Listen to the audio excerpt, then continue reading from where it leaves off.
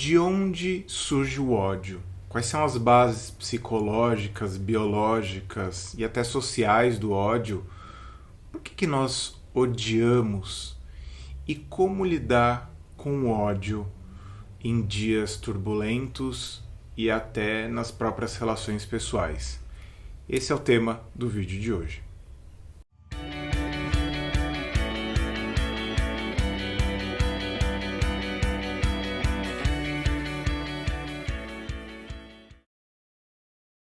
Em 1932, o Instituto Internacional para a Cooperação Intelectual de Paris pediu para que o pai da psicanálise Sigmund Freud e o grande físico Albert Einstein trocassem cartas propondo um tema destinado aos interesses comuns da Liga das Nações e que tratasse sobre o temas pertinentes. E eles resolveram falar sobre a guerra. E numa das falas do Sigmund Freud para o Albert Einstein, ele diz o seguinte: se o desejo de aderir à guerra é um efeito do instinto destrutivo, a recomendação mais evidente será contrapor-lhe o seu antagonista, Eros. Tudo o que favorece o estreitamento dos vínculos emocionais entre os homens deve atuar contra a guerra. Toda vez que a gente pensa no ódio, a gente tende a imaginar que ele é um sentimento destrutivo em si e que ele não teria nenhuma lógica. Mas a gente precisa parar para pensar em termos de perspectiva. Acho que esse é um primeiro ponto. Quando a gente vê algum filme de ação, então eu me lembro quando eu via os primeiros filmes do Duro de Matar, do John McClane, do Bruce Willis, né?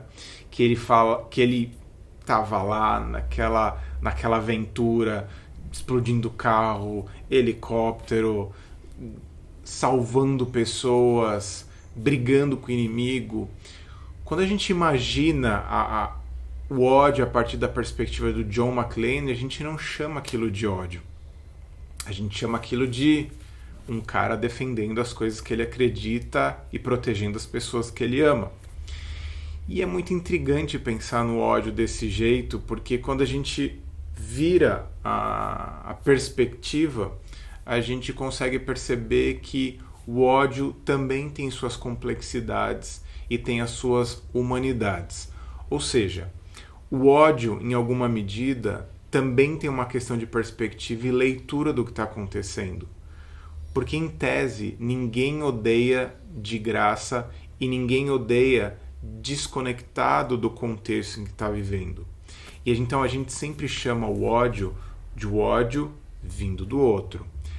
É muito difícil a gente perceber que quando a gente odeia o ódio ou odeia o odiador, a gente também está cultivando um tipo de ódio e que nos coloca num ponto de cegueira psicológica tão afetada quanto a outra pessoa que odeia, por mais que você queira entender que os motivos seus são mais legítimos do que o da outra pessoa, que, aliás, é o que caracteriza uma das bases psicológicas para o ódio.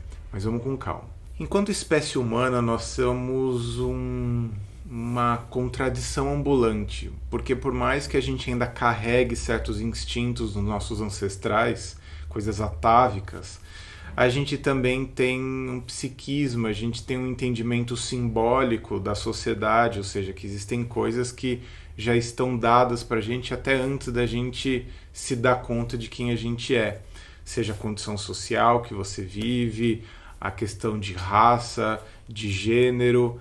Então existe uma complexidade que foge aos nossos olhos. Então a gente tem esse híbrido entre bicho e civilização.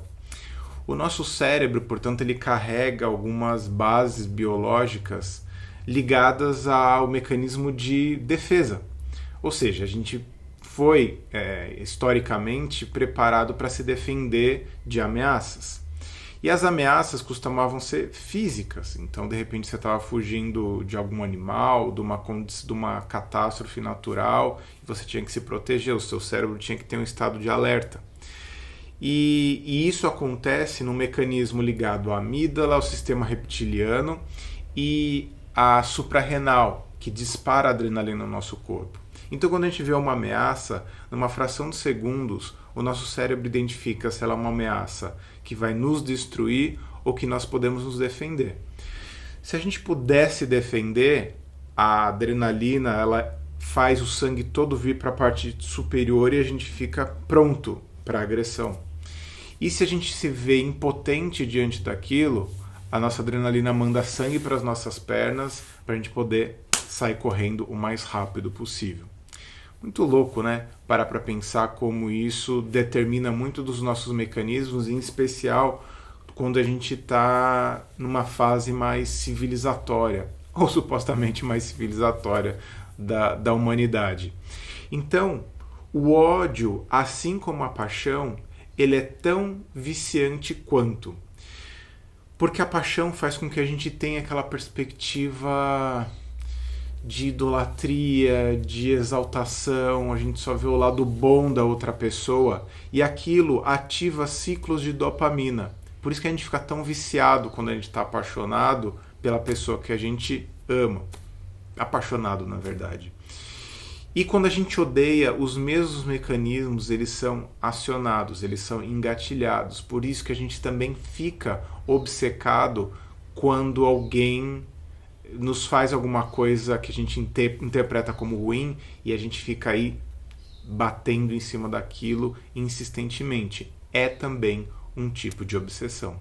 Se a gente parar para pensar na nossa infância, pelo menos a minha infância, talvez a sua, aquelas canções de niná, elas sempre foram baseadas um pouco em ameaça, em medo.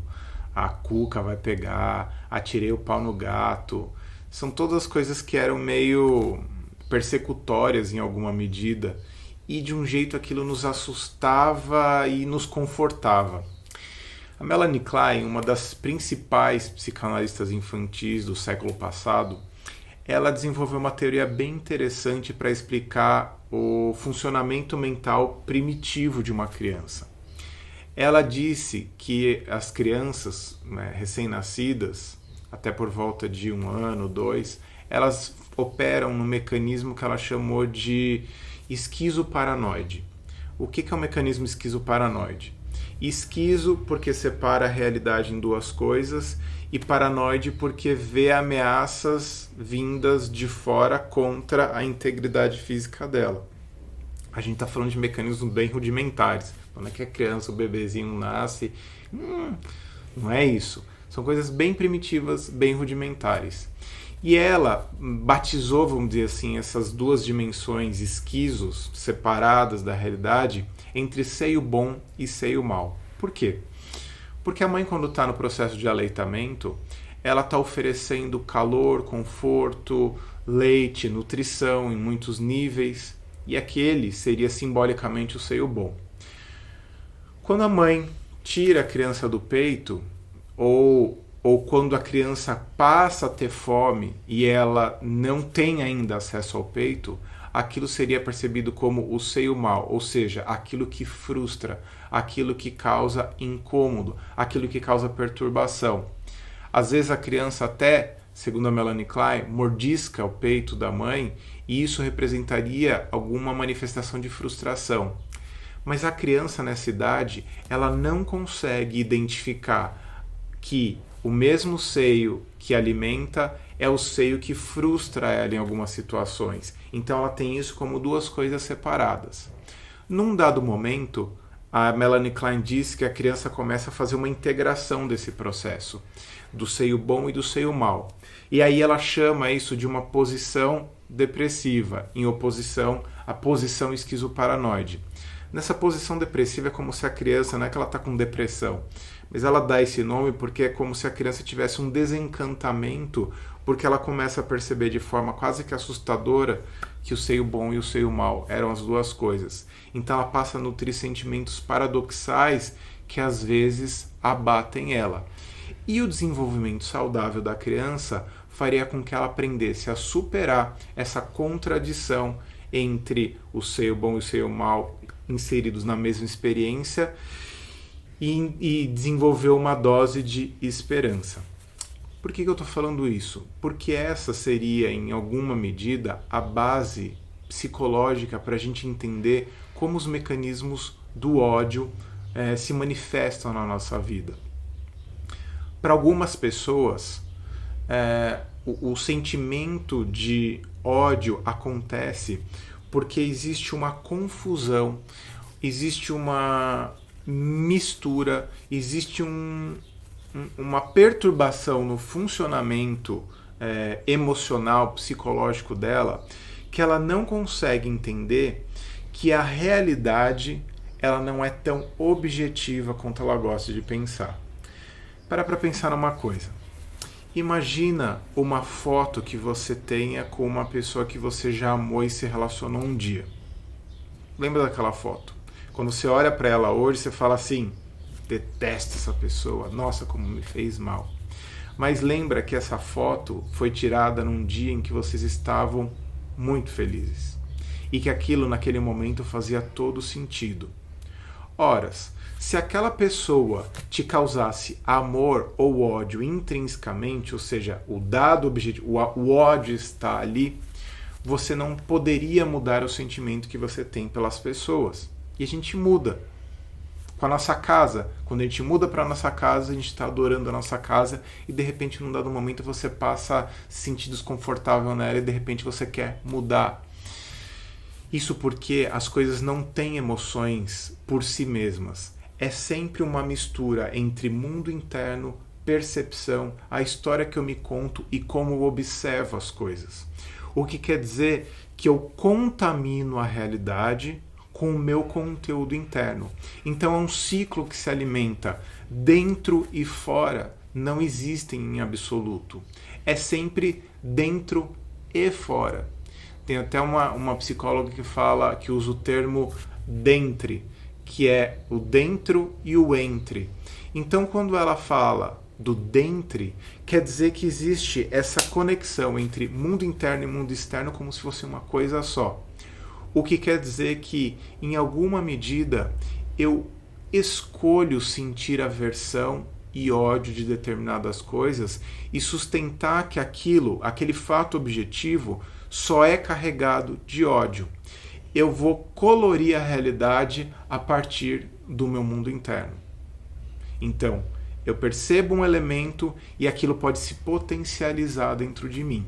E aí, a gente começa a entender qual é a função do ódio, e é isso que eu quero falar agora. Toda vez que a gente vê alguma pessoa mais fanática por alguma coisa, aí a gente pode falar sobre futebol, política, religião, ciência, assuntos da vida cotidiana. Normalmente o fanatismo ele funciona quase como se fosse um mecanismo de apaixonamento. Nós versus eles. Só que eu começo a esquecer que o eles são nós e nós somos eles. Temos gostos em comum, temos pontos de convergência, mas de repente nós separamos a coisa entre nós versus eles. Eu já até falei isso num vídeo sobre seitas e fanatismo aqui no canal. Mas o fanatismo, ele ajuda a gente a fortalecer uma ideia a respeito do outro. E aí a gente começa a entender por que nós odiamos. Ou seja, para que presta o ódio? Por que a gente passa odiando as pessoas por muito tempo? Ou a gente vê pessoas odiando as outras por muito tempo? Eu não vou nem entrar no aspecto de certos transtornos mentais que podem estar carregados de sentimento de ódio, porque são transtornos mentais que incitam afetos muito intensos, transtorno borderline, umas facetas de esquizofrenia, algo de transtorno bipolar, o transtorno de personalidade paranoide, que podem fazer com que algumas pessoas tenham mais acesso ao ódio. Mas eu nem quero patologizar a questão. Eu quero explicar por que uma pessoa odeia por tanto tempo. Uma das funções do ódio é que ele cria uma narrativa. Pensem que o sentido da vida, por mais que a gente goste de dizer que exista um sentido intrínseco na vida, a verdade é que a gente de alguma maneira vai costurando esse sentido. A gente vai criando esse sentido, vai criando uma história. Quando a gente vê um filme, essa narrativa fica bem clara. O herói que precisa lutar com um bandido, salvar a donzela ou o donzelo e depois voltar para o seu lar redimido e transformado, que é o mito do herói. Então, quando a gente para pensar nessa narrativa, ela é muito bem construída. E ela, em muita medida, é muito confortável do ponto de vista psicológico. O ódio cria uma narrativa onde eu estou numa saga contra os meus inimigos. E isso, de alguma maneira, me ajuda a formatar e formular todos os meus afetos pessoais. Em alguma medida, o ódio ele também é um tipo de distração emocional. Por que ele é um tipo de distração emocional? A vida ela tem uma complexidade muito grande. E nem sempre a gente está em paz com as complexidades da vida. Às vezes a gente pode estar num período difícil, num período ruim, ou, sei lá, numa fase de desemprego, de desilusão amorosa ou até profissional. A gente está meio mal, meio deprimido, meio incomodado ou doente, seja lá que coisa que a gente esteja enfrentando de problemas da vida cotidiana. O ódio, ele cria um tipo de distração emocional em relação a tudo isso, porque é como se nada mais importasse a não ser o meu inimigo. O meu inimigo, ele acaba virando uma distração, assim como a paixão. Por que algumas pessoas se apaixonam também em situações bem problemáticas da vida dela? Já vi gente se apaixonar no velório. Porque diante do velório, da dor, da perda, da morte, da impotência que aquilo promove, a paixão também cria um gancho emocional que me faz ficar distraído das minhas emoções mais difíceis. O ódio também. É como se ele criasse um mecanismo unidirecional onde eu odeio e aquilo é o suficiente. O ódio também, ele cria uma distinção e um tipo de identidade. Eu sou o tipo de pessoa XYZ, então, sei lá, o corintiano diz que é corintiano, o palmeirense diz que é palmeirense, o flamenguista diz que é flamenguista, o botafoguense diz que é botafoguense, e isso vai criando uma identidade a qual ele se sente confortável, seguro, como se ele estivesse ali sentado numa arquibancada versus a outra. Então, quando uma pessoa está odiando, ela de alguma maneira sente também que ela pertence a um grupo maior do que ela, em especial quando é um ódio coletivo. Ela sente que ela está numa posição de ameaça, em alguma medida ela é vítima de alguma coisa, ou ela é incompreendida por algum fator, e aquilo cria uma distinção que causa conforto psicológico. O ódio também, ele cria um tipo de resiliência. Se você parar para pensar, uma pessoa ressentida, ela por ser tão ressentida, ela fica dura na queda. Eu já vi pessoas passarem meses e meses e meses com dificuldade de morrer por conta do ressentimento. Elas eram tão ressentidas com uma determinada coisa que aquele ressentimento, aquele amargor fazia com que ela se mantivesse inteira, viva, na luta, na briga. Então isso é uma coisa que acaba sustentando a pessoa por algum tempo, firme e forte, entre aspas, forte, porque ela está, na verdade, muito fraca, muito frágil, muito vulnerável, sustentando aquele ódio. O ódio também cria um efeito de hierarquização da moral, porque, de modo geral, nós somos melhores do que aquelas pessoas que nós odiamos. Então, por exemplo, quando os nazistas, os alemães, se pensavam melhores que os judeus, isso fazia com que eles se sentissem intrinsecamente superiores. Não importa se eles fossem intelectualmente, daí pensando do ponto de vista individual, se a pessoa fosse intelectualmente meio defasada, se ela fosse uma pessoa meio desastrada, se ela fosse uma pessoa meio incompetente, importante é que enquanto raça, enquanto classe, ela era superior àqueles outros. Então, o ódio, ele cria uma hierarquia moral onde intrinsecamente eu sou melhor do que a outra pessoa. E isso, obviamente, também estabelece uma relação de poder. Eu preciso ter o poder e você não pode ter o poder. Você precisa ficar completamente fora do acesso de poder, porque eu sei o que é melhor para você. Eu sei o que é melhor para você, então fica sentado aí que eu vou ditar as regras daqui para frente. Então, de alguma maneira, o ódio infantiliza o grupo oponente. E uma última função do ódio é porque ele simplifica a vida. Quer dizer, imaginariamente ele simplifica a vida, porque não simplifica de fato, mas ele diminui a complexidade da vida. A gente sabe que a vida tem muitas contradições, nós temos contradições internas, o mundo está cheio de paradoxos inconciliáveis, de perguntas sem respostas, de onde viemos, para onde vamos. A gente supõe coisas, a gente gosta de acreditar nelas, mas efetivamente certeza a gente não tem muita. Então, quando você odeia, é como se todas essas dimensões de complexidade desaparecessem da vida e o seu único objetivo fosse odiar e se defender.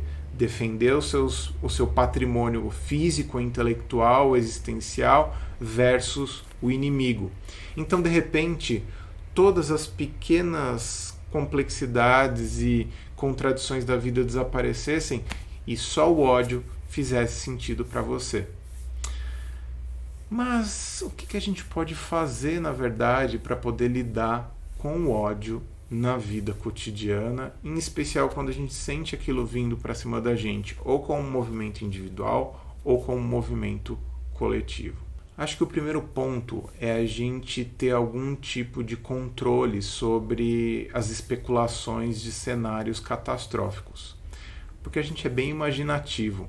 A gente, de modo geral, gosta de pensar que as coisas sempre vão ser piores do que a gente está vendo, né? Então a gente parece que se protege imaginando o pior. Só que a gente também tem que entender uma coisa. Ainda que o pior venha a acontecer, isso acontece numa escalada diferente do que a gente imaginou. Ou seja, a gente vai, em alguma medida, adaptando aquilo. Por que eu digo isso? Porque quando no dia 1 de uma ameaça a gente lida com ela, com aquilo que está acontecendo naquele dia, no dia 2 a gente se adapta de outro jeito, no 3 de outro jeito, no 10º de outro jeito. E quando a gente vai parar para pensar no 100º dia, a gente jamais no primeiro estaria pronto para lidar com aquilo. Vamos imaginar que você tinha uma dor no joelho. No primeiro dia veio uma dorzinha, de repente no 20º dia é uma dor lancinante que você tem que cuidar daquilo e tem que fazer uma cirurgia do joelho. Sei lá, qualquer coisa. Se você pensasse no primeiro dia, na dor do 20º, você iria morrer. Mas na medida que você foi escalando aquela dor, você foi também lidando com ela a cada novo dia. Só que a nossa imaginação, ela cria um atalho. É como se eu imaginasse que o dia 20 já está no dia de hoje e eu passo a lidar com aquilo de uma forma desproporcional, como se eu não tivesse me adaptado emocionalmente para aquilo. Então, me antecipar a catástrofes, ainda que elas surjam, nunca acaba sendo uma forma efetiva de administrar aquilo, porque você sempre vai imaginar uma coisa descontextualizada do seu processo de alinhamento com aquilo que vai acontecer. Então, não fique especulando o tempo todo as possibilidades catastróficas. Um segundo ponto é você administrar a contradição interna que o ódio gera em você. Porque você, talvez, agora vendo esse vídeo, queira se esclarecer a respeito disso. Então você tem que entender que o ódio é uma emoção tão contagiante que ela é capaz de contaminar você caso você seja vítima do ódio. Então você, sem perceber, acaba odiando aquele que te odeia. E isso acaba sendo um problema, porque você passa a adotar os mesmos mecanismos paranoicos que a outra pessoa está adotando. Então, se tem duas pessoas se odiando, é mais difícil diluir isso do que uma pessoa só. Porque lembra que eu falei de uma questão do externo e do interno é uma coisa só? Se você se deixa contaminar pelo ódio que o outro sente por você, você também perde a noção de quem você é e da sua complexidade e da sua riqueza. E isso faz com que você entre num ciclo de ódio. E aí você só veja o outro como inimigo, simplifica a vida, diminui complexidade, você se vicia naquilo, porque aquilo também é viciante. Já que você está com medo e cheio de contradições em relação ao ódio do outro, nada mais confortável do que isso, do que ser o odiador em reverso. Só que apesar disso ser confortável, isso também é problemático para a dinâmica da sua relação. Em especial se for alguém que você de alguma forma gosta, alguém da sua família, porque se você quer manter algum tipo de conexão, apesar daquela pessoa estar destilando ódio pela orelha, pela boca, você não vai conseguir mais pontos de conexão, porque se você odiar ela, você também passa a vê-la como um inimigo. E aí isso vira uma confusão e um ciclo de ódio. É importante você entender que o ódio ele é um afeto ligado ao amor em alguma medida. Porque você só odeia em alguma medida aquilo que te incomoda em algum nível. Ou seja, com aquilo que você se importa em alguma medida. Porque as pessoas que a gente dizem que nos odeiam, em algum lugar, por bizarro que possa parecer, elas se importam. Elas te odeiam porque você é um obstáculo no caminho dela. Você é um obstáculo para aquilo que ela quer conseguir. Todas as pessoas querem encontrar felicidade, segurança, paz de espírito, em alguma medida, mesmo que sejam por caminhos tortuosos. Então essa pessoa, em alguma medida, ela também tem uma sede de algo melhor. Por caminhos que possam ser estranhos, por caminhos que possam ser perturbadores, mas ela também quer algo nesse sentido. Uma outra coisa que a gente pode fazer é sustentar o amor na diferença. Isso é uma coisa muito difícil, porque a gente entende que a diferença necessariamente é divergência, e a divergência necessariamente é um problema e é uma coisa geradora de brigas, discussões, crise e rompimentos. Isso não é verdade. A gente não necessariamente precisa de se desentender ou brigar apesar das discordâncias. Você pode amar a pessoa na diferença, amar a pessoa democraticamente, vamos colocar assim. Porque se aquela pessoa tem o direito de sentir o que ela está sentindo, é porque você também tem esse direito. Então, se você tira da pessoa o direito de sentir aquilo que ela está sentindo, aquilo que ela está querendo, você tira também o seu direito a isso. Quando você caça a liberdade de alguém, você está dizendo que é legítimo caçar a liberdade. Por mais que você ache que está sendo intolerante com a intolerância. Não se combate intolerância com intolerância. Você precisa atravessar a barreira, o muro da intolerância, capturando a complexidade da pessoa. Porque a intolerância e o ódio nascem exatamente dessa simplificação. Ora, se você simplifica a pessoa que odeia como um mero odiador, você também está simplificando a vida e você está caindo no mesmo mecanismo dela. Ao passo que quando você vê a complexidade dela, você também amplia o seu olhar de tolerância e você pode, de alguma maneira, se aproximar. Não necessariamente mudar as ideias, mas se aproximar da dimensão humana dela. Uma coisa importante quando a gente está falando do ódio vindo sobre a gente é que a gente está com medo, né? Então a gente está com muito medo de ser afetado. E como a gente lida com o medo? A gente lida com o medo nos aproximando daquelas pessoas que nós amamos e que nós nos afinizamos. Porque como Freud falou, o Eros se opõe à guerra. O Eros, o impulso erótico, não é erótico de sexual, também é, mas não só isso. O Eros no sentido de aproximação, de conexão. Se você se conecta com as pessoas que você ama, se você conversa com ela, se você compartilha suas fragilidades com ela, você consegue se proteger um pouco do sentimento de medo e do catastrofismo que isso cria para você. Já que a pessoa é complexa e você também é, quais são os pontos de convergência que vocês ainda têm? Não é possível que duas pessoas sejam contrárias em tudo, que elas sejam inimigas em todos os aspectos. Não, existem pontos de convergência.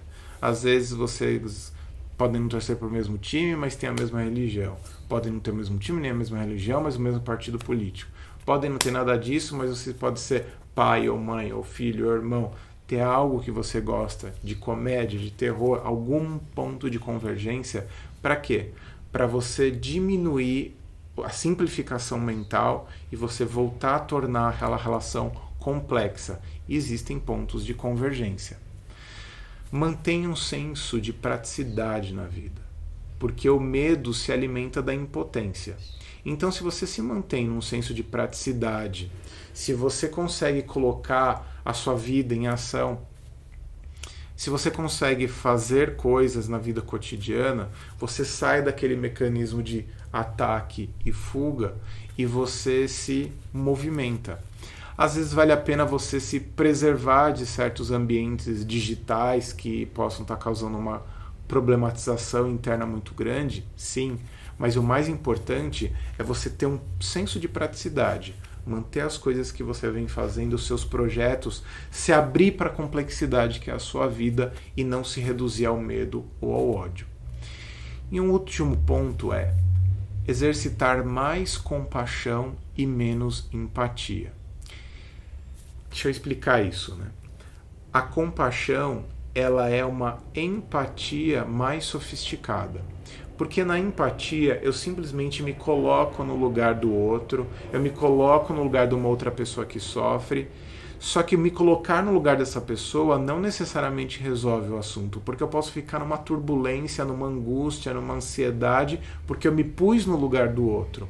Mas a compaixão é um movimento mais sofisticado, porque é não só eu me colocar no lugar do outro, mas eu agir em função do outro. Então, quando eu tenho uma ação de diminuir o sofrimento, eu saio simplesmente de uma empatia aflita e eu entro num movimento de produção de relação, de conteúdo, de ideias, de conexão, de pacificação, de encontro.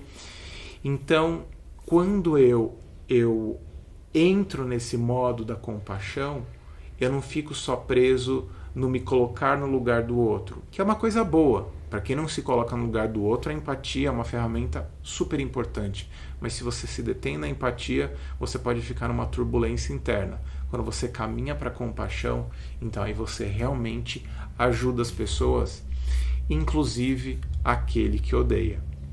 Por quê? Se a pessoa que odeia, ela está numa simplificação da vida, presa num ponto cego dela, com essa noção de eu e o outro, você pode sair da mira dela e você pode olhar ela com a complexidade que ela está e que ela está de alguma maneira cega. Mas você vai dizer que ela está cega? Não, ninguém gosta de achar que está cego. A melhor coisa que você pode fazer de uma pessoa que acha que está com toda a razão do mundo é se aproximar sem grandes afetações. E por isso que você vai precisar lidar e gerir emocionalmente como você se comporta, o que você fala, se as suas falas são falas de ódio também, se elas são falas de confrontação, então você não vai ter diálogo. Se a sua fala vem de um lugar de compaixão, aí você tem chance de falar com essa pessoa, de agir em relação a ela de uma maneira mais sábia, de uma maneira mais lúcida, de uma maneira mais humana. Você pede humanidade, mas seja humano para oferecer humanidade. Espero que você tenha gostado, que você compartilhe isso nas redes sociais. É um conteúdo que ajuda a esclarecer um pouco as pessoas a respeito do que está acontecendo na mente delas, se elas estão lidando com um momento de ódio, se elas estão enfrentando o ódio em alguma medida. Me siga nas redes sociais, no Instagram, Fred Matos com 2 T's. Lá eu também publico muitos textos, muitas ideias nesse sentido para poder ajudar a formulação de novos entendimentos a respeito da personalidade da mente. Se quiser mais informações, no sobreavida.com.br é o site que eu mantenho textos, os vídeos, contato. E acho que é isso. Se você quiser entender um pouco mais de personalidade, psicologia, também tem o site amenteHumana.com.br. E me sugira temas. Dê um like se você gostou. Se você não gostou, em vez de dar um dislike, comente. Fale para as pessoas, fale aqui nos comentários, a gente vai conversar, a gente vai debater as ideias de uma maneira muito positiva e muito saudável para a gente poder ampliar o nosso repertório. É isso que eu estou buscando com um canal sobre a vida, tá bom? Um beijo, um abraço, tchau, tchau.